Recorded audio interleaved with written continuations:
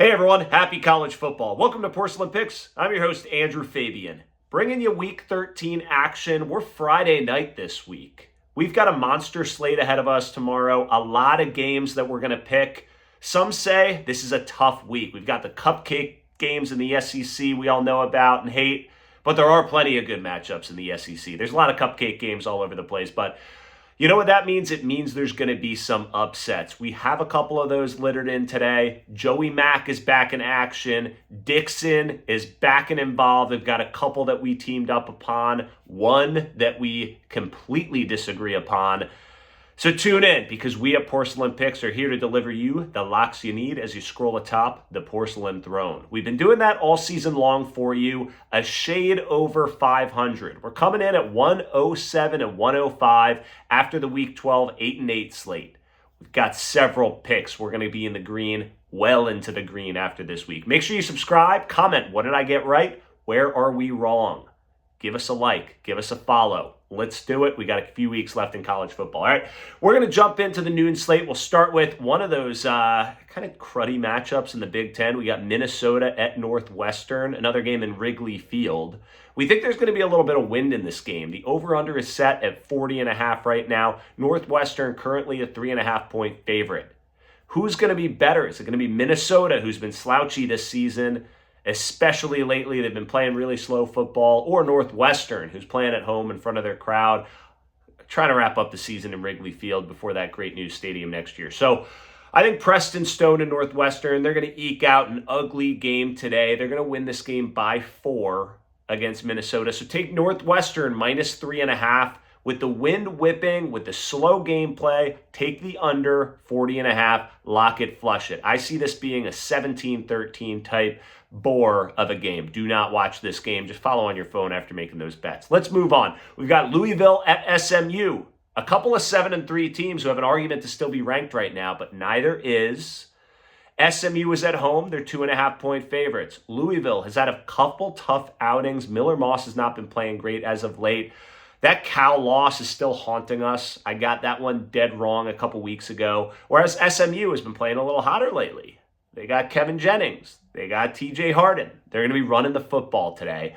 I do think SMU is going to pull this one out at home. Two teams going, again, in a little bit of opposite directions. I think Louisville, they may be done with this season. SMU, they're going to play in front of their home crowd. They're going to cover this 2.5-point spread. Lock it and flush it. We're going to go Miami at Virginia Tech. Miami's an 18-point favorite. A lot going on in Hokie Land this week with the hiring of James Franklin. I'm not going to dig too far into that. It's a great hire for Virginia Tech. It's going to be great for the recruiting scene. Franklin already has a big pedigree of Virginia recruits while at Penn State. So it's a slam dunk for Virginia Tech. Great hire. Wishing the best of luck to James Franklin. I just hope he doesn't poach many more Penn State players. That being said, I do think that poses not much of a distraction, but I do think Virginia Tech is they're trying to pack it in, get ready for 2026. They want to get off the field for the rest of the season. Some have argued with me that this is going to jack them up. They're going to come in and they're going to be playing on all cylinders and trying to win this game. I just don't see it. While on the flip side, Miami's got everything to play for. They're just outside of the playoff rankings right now. They're actually slotted in as that top-ranked ACC team, but they need a little bit of help. Being ranked 13th in the college football playoff rankings, there's some division between them and Notre Dame. That's their head-to-head win that they've hung their hat on. So they do need style points.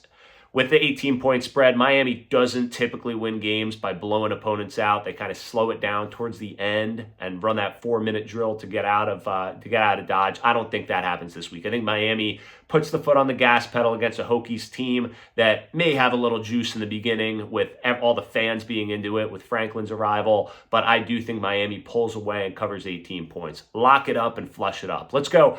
SEC, one of the best matchups of the day. And it's in the SEC during Cupcake Week. We got Missouri at Oklahoma. It's not necessarily going to be an offensive battle you want to tune into, but the over-under with 42.5, let's see if they're going to pitter-patter around that or not. Oklahoma, minus 6.5. is the spread right now at home. It was above 7, so we like that number there. Dixon and I are going to have our first agreement. We locked this one in. Oklahoma -6.5. Mateer is efficient. He got it done against Alabama last week. He's going to play efficient ball where he has to against Missouri. He's not going to have one of those games where he's above 250 passing yards like he was early on in the season. His injury's healed. Hopefully his confidence is reasserted after that Alabama win.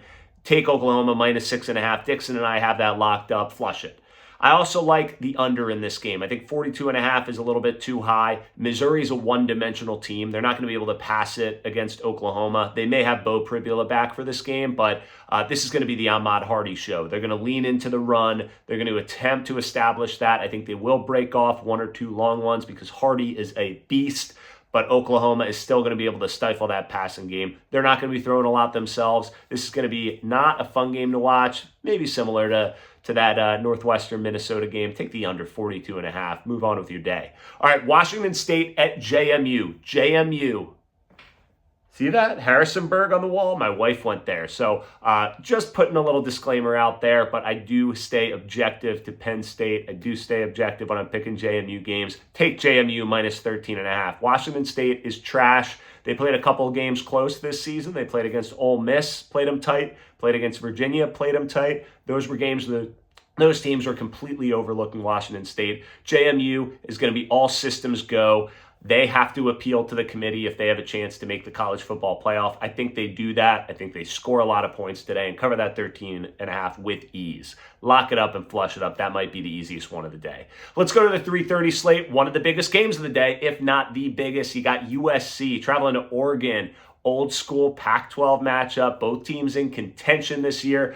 This should be a fun one to watch. USC right now is a 10.5-point dog at Oregon. A lot of people questioning Oregon. A lot of people questioning if they beat any good teams, whether that Penn State victory in Happy Valley was actually one that should be counted as a quality win or whether Penn State just sucks this year. You be the judge. I tend to think it was a quality win. Both teams were high. Both teams were really focused in on that game, and playing under the lights in Happy Valley is not easy no matter what.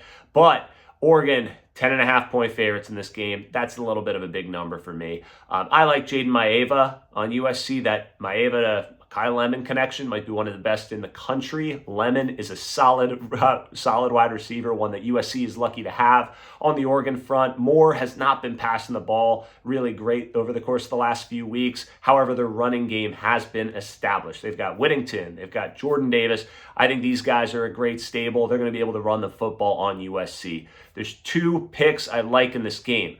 I think USC shows up. They know that the world is theirs if they win this. They're going to be in the college football playoff if they can win this game and then finish up the season in week 14. Take USC plus 10.5. I just feel it, man. They might win this game outright, but I do like them to at least get close. If Oregon rips their heart out, so be it. 10.5 points. Lock it and flush it. I also do like the under in this game. As I said, Oregon's going to be running the football. I think USC is going to try to pass. Oregon's pass defense has been legit, so we may see a little bit of back and forth here, maybe a couple turnovers that end up screwing us over here, but I do like the under 59.5 in this game. You can lock it up and flush it up. Big Ten's best game of the day. Let's go back to the SEC. Another solid old school matchup. Not quite your SEC of old, but back in the days of the Big Eight, you had Arkansas at Texas. Resuming that rivalry. At least it's a rivalry from Arkansas's perspective. They're going to show up with hatred in their blood, attempting to beat the Longhorns. They have a shot to do so. While Arkansas is 2-8 this year, they're actually plus in the point differential. Believe it or not, they've lost a lot of games by 3 points. They've lost a couple overtime games against great opponents. And that's even when you put in that 40-plus point loss to Notre Dame. There's still plus points with 8 losses and 2 wins. That is difficult to do. I think Arkansas, their offense is going to be able to move the ball on Texas. Texas defense has been getting worn out. They've been carrying this team throughout the year. Luckily for them, they found the offense a bit. Their running game is getting better established. Arch Manning is getting a little bit more comfortable and confident out there. It's a good matchup for their offense as well. I just think this is going to be a passing game. I think Arkansas is going to get it done. Talon Green, excellent quarterback. He can run the football as well. I do see this game going into the 30s for each team. team. I think Texas wins a close one. I'm not going to take the spread here. Arkansas is an 8.5-point dog. I do like that, but I'm not going to lock that one up. The pick in this game is over 57.5. It's going to go way over. Lock it up and flush it up. All right, Joey Mack, the Maction lock of the week. It is time. And yet again, contrary to popular belief, Joey Mack again is on Ball State. This time at Toledo. They're away from home. Perhaps a better outcome than last week. Ball State plus 28.5 at Toledo. This is too many points in the Mac. This is a game that Toledo is going to win. Ball State is going to be able to throw the football on Toledo. They're going to be able to move the ball. Toledo is going to run the football on Ball State. This is a game that it's going to be Ball State losing by 20. Lock it up and flush it up, says Joey Mack. 28.5 points he got to play with there. Kansas State at Utah. Utah is one of the scariest teams in the country right now. They've got an outside shot to make the playoffs as an at-large bid. They're still playing for a chance at the Big 12 title game. They've got Texas Tech to contend with, but this week, lucky for them, they've got Kansas State. K-State's been sputtering. Avery Johnson looked like they were awful out of the gate. They lost a couple games early.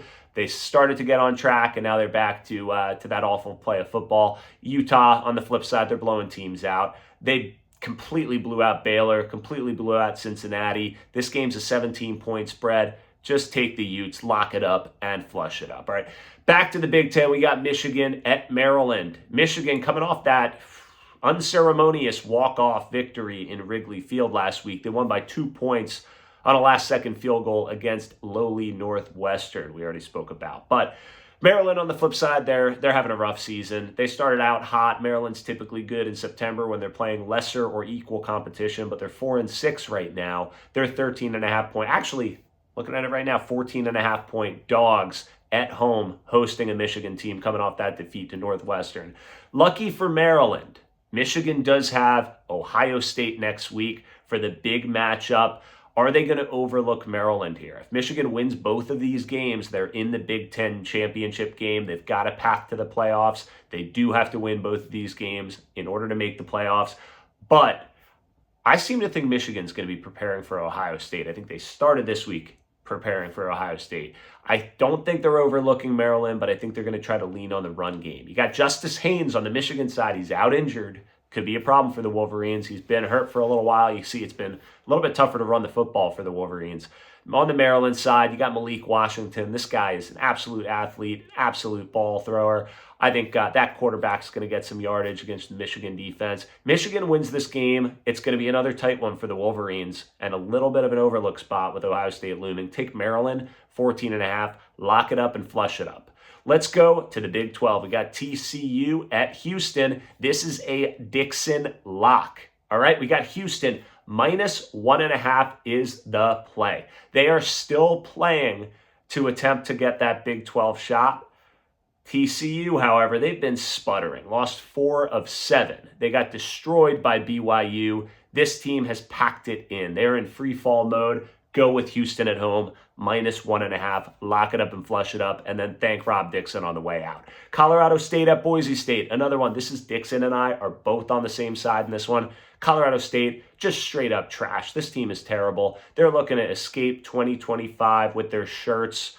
On the flip side, Boise State still playing for that Mountain West, attempting to scratch and claw their way back into the college football playoff conversation. Take Boise, -16.5, lock it up and flush it up. All right, we got the big Penn State matchup, a night game.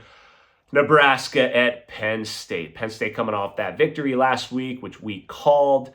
This is a spread that's a little interesting here. We got 9.5 was the spread when it opened up earlier this week. It's been bet down to 7.5. I actually liked Penn State at 7.5. Nobody else did. Everyone you hear talking about Penn State's not going to cover this. Nebraska could win this game outright. Nebraska's a solid team. They are. But I think Penn State just possesses much better talent at every position. Save maybe even quarterback. Quarterback's a little even. Nebraska's backup quarterback has been playing, and he is a solid QB. His name's TJ Lateef. Very solid backup. He's got good weapons out there. You got Dane Key, who I'm very high on. I think he's going to get some yardage against Penn State's secondary. But Penn State is playing inspired football. They're going to be under the lights, in front of the home crowd. Terry Smith has these guys passionate again, and that is what Penn State has been missing. I think they win this game by at least 2 touchdowns at home under the lights. I'm a Penn State fan, but this is my objective take on this game. I think both Nick Singleton and Katron Allen are going to be running all over Nebraska. Each of them is going to score a touchdown. And I also like Grunkemeyer to play a great game. I think he's going to get some shots down the field in front of the home crowd this week. He's going to have another long touchdown. Devontae Ross had a 75-yarder last week. A lot of that was due to him just beating the coverage and being wide open. But I think there's going to be something similar this week. Let's hope Kobe Howard gets involved. Let's hope Tyseer Denmark gets involved on the outside. Those are 2 young wide receivers that are playmakers. They're both bought in. Get them the ball, for God's sake, Andy Kotelnicki. Take Penn State minus 7.5. Lock it up and flush it up. All right, back to the SEC. Big matchup. I love the colors in this matchup. You got Tennessee, you got Florida in the swamp. This is the one that Dixon and I straight up disagree on, okay? He calls out Florida's record in the last 5 games, which is not good, 4-5. He calls out Tennessee's losses are only to good teams this year, and they're in close defeats. I think Florida in the swamp is the play here as a 3.5-point dog. I think Florida's going to win this game. I'm going to take the points, though, but bet the money line if you want. Florida has not lost to Tennessee at home since 2003. George W. Bush was in office back then. I was, how old, 15 years old? Florida is not going to lose this game to Tennessee. We are getting a gift of 3.5 points. They are going to show up at night in the swamp like they're in the college football playoff running. This fan base is going to be there. You got to watch out for the Gators here. Lock it up and flush it up at plus 3.5. Move on. We got Illinois at Wisconsin. Wisconsin plus 8.5 in this game. They've had a little bit of an up and down last couple weeks. They showed some real promise when they beat Washington a couple weeks ago. They got beat by Indiana, where it really wasn't a match, but they hung in there for a little bit. So is this Wisconsin team playing inspired football? Illinois, on the other hand, Luke Altmaier, he's been throwing a couple picks here and there. Illinois is ranked, but they're flying a little bit under the radar. I just like Wisconsin here. This is just a gut play. I think they're going to show up in front of the fans, under the lights. They're going to get jump around going. Look for Wisconsin to cover the 8.5. They also might win outright. 8.5, lock it and flush it, my friend. All right, last bet. We got BYU minus 2.5 at Cincinnati. We're going to take BYU. Cincinnati just got absolutely destroyed by Utah. They lost at home to Arizona. They're headed downhill. Braden Sorsby is an excellent quarterback, but they're a bit deflated. Is his confidence going to be there? Whereas BYU, they continue to outperform expectations. People have been down on this team. People are saying they're overrated. They can't get it done. They've got some great victories this year. They beat that Utah team I talked to you about. BYU controls their own destiny when it comes to the college football playoff. If they get into the Big 12 championship game and they even lose the Big 12 championship game, I think they deserve to be in the college football playoff. Not sure that'll happen, but they're going to be showing up every game from here on out. Expect them to win this game by 10 points. BYU minus 2.5. Bear Bachmeier gets it done. Lock it and flush it. All right, that was a lot of picks. Thanks for sticking around. Make sure you subscribe. Make sure you comment. What did I get right? Where am I wrong? Where is Dixon right? Argue with Dixon. This guy loves to argue. But anyway, we love to bring you the locks you need as you scroll atop the porcelain throne, and we're going to continue doing that. Thanks, everyone. Thanks for being here. Happy college football.